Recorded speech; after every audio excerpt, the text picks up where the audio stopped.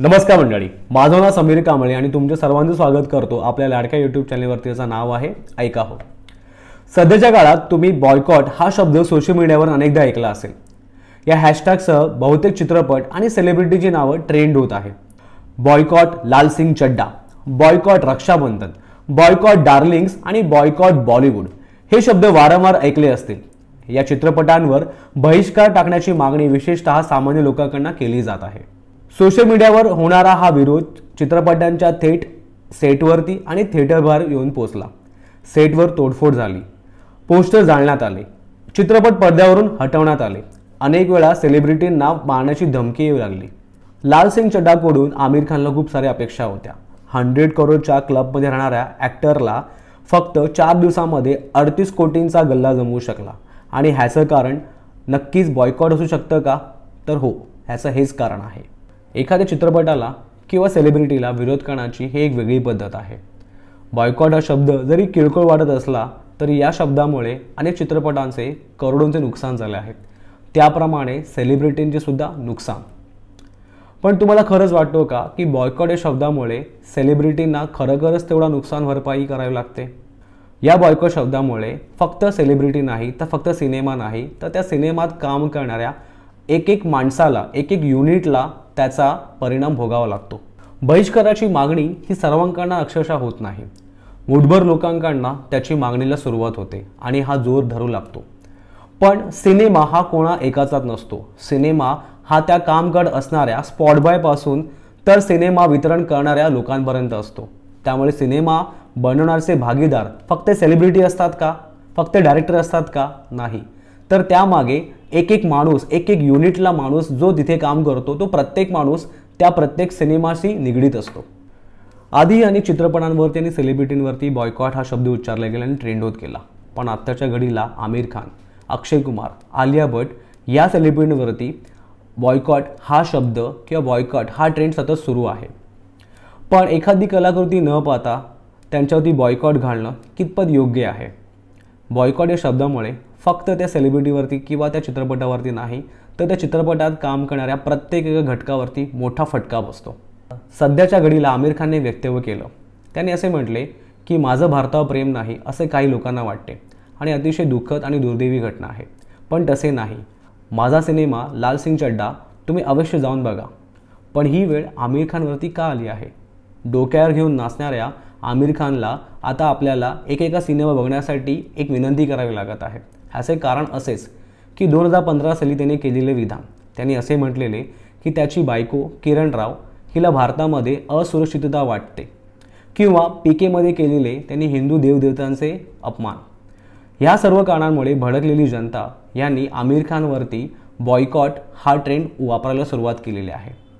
पण जसं मी म्हटलं, बॉयकॉट या शब्दामुळे आमिर खानलाही जेवढा त्रास होतोय तेवढाच फटका त्या युनिटमध्ये काम करणाऱ्या लोकांनाही बसत आहे. अक्षय कुमारचंही तसंच. त्याच्या रक्षाबंधन चित्रपटाची लेखिका कनिका धिलन हिने ट्विटरवरती केलेले हिंदूंविरुद्ध ट्विट यामुळे त्याच्या चित्रपटावरती बहिष्काराची म्हणजे बॉयकॉटची मागणी करण्यात आली.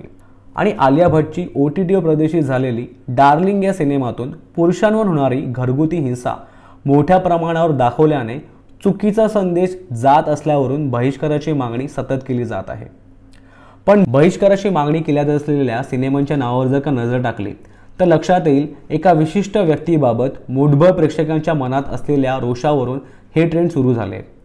जसे आमिर खान, शाहरुख खान, सलमान खान, अक्षय कुमार, करण जोहर, आदित्य चोप्रा किंवा जान्हवी कपूर, आलिया भट्ट यासारखे स्टार किड्स. पण सिनेमा हा कोणा एकट्याचा नसतो, तर ती करण्यामागे स्पॉट बॉय पासून सिनेमाचं वितरण करण्यापर्यंत शेकडो आणि हजार लोकांचे हात लागलेले असतात. त्यामुळे बहिष्काराच्या मागणीमुळे फक्त सिनेमा अपयशी ठरत नसतो, तर त्यामुळे त्या सिनेमामध्ये काम करणाऱ्या प्रत्येक माणसाचं तेवढंच नुकसान होत असतं. हजारो लोकांना रोजगार देणाऱ्या बॉलिवूडचे एक उद्योग म्हणून प्रचंड मोठे नुकसान त्यामुळे होत आहे. सिनेमाकडे स्वतंत्र कलाकृती म्हणून बघण्याची, त्यात काम केलेल्या कलाकाराने व्यक्त केलेले विधान किंवा त्याच्या वैयक्तिक धार्मिक निवडीवरून सिनेमावर बहिष्कार घालण्याची एक मागणी करणं साफ चुकीचं आहे. त्याचबरोबर असे सिनेमे प्रदर्शित होण्याच्या आधीच त्याच्यावर बंदी घालण्याची मागणी करणं आणखीन चुकीचं. कारण त्यामुळे सिनेमा बनवण्यासाठी लागलेली वेळ, अतोनात कष्ट आणि पैसा वाया जाऊ शकतो. एखाद्या सेलिब्रिटीचं वैयक्तिक आयुष्य, त्याची मतं, आवडीनिवडी आणि त्याचं काम यांची सरमिसळ थांबवणं आता खूप गरजेचं झालं आहे. बॉयकॉट ट्रेंड्समुळे आता आपल्या लक्षात येईल की एकेकाळी डोक्यावर नाचवलेल्या सेलिब्रिटींना आता आपण रोस्ट करत आहोत. बॉयकॉट जसा विविध विधानांमुळे किंवा हिंदू देवतांचे अपमान केल्यामुळे ट्रेंडमध्ये आला, तसं त्याचं अजून एक कारण म्हणजे नेपोटिझम. स्टार किड्सना म्हणजेच नेपोटिझममुळे त्यांना खूप संधी मिळतात आणि चित्रपटामध्ये त्यांचा येण्याचा मार्ग मोकळा होतो. पण खरंच सगळे स्टार किड्स तेवढे यशस्वी झाले आहेत का? आयुष्मान खुराना, कृती सनॉन, सिद्धांत चतुर्वेदी आणि कार्तिक आर्यन यांसारखे इंडस्ट्री बाहेर असणारे म्हणजे स्टार किड नसलेले सुद्धा सध्या सुपरहिट आहेत. पण स्टार किड असलेले ट्विंकल खन्ना, तुषार कपूर, तिक बब्बर असे असंख्य कलाकार, असे अनेक स्टार किड्स आहेत, ते फ्लॉप ठरले आहेत. ह्याचा अर्थच काय आहे? आपल्या टॅलेंटवरती जो येतो तो नक्कीच यशस्वी होतो. तुम्हाला कितपत वाटतं की बॉयकॉट करणं हे खरंच इम्पॉर्टंट आहे का? हे खरंच योग्य आहे का? आपण खूप फॅक्टर बघितले की बॉयकॉटमुळे किती लोकांना त्रास होऊ शकतो. आधीच करोनामुळे अनेक इंडस्ट्रीमध्ये काम करणाऱ्या अनेक घटकांचा आपण नुकसान बघितलेलं आहे. बॉयकॉट ह्या पर्टिक्युलर ट्रेंडमुळे प्रत्येक घटकाचा नुकसान करण्याचा अधिकार आपल्याला नक्की आहे का? किंवा त्याच्यावरती काय सोल्युशन असू शकतं? मग हा व्हिडिओ तुम्हाला कसा वाटला?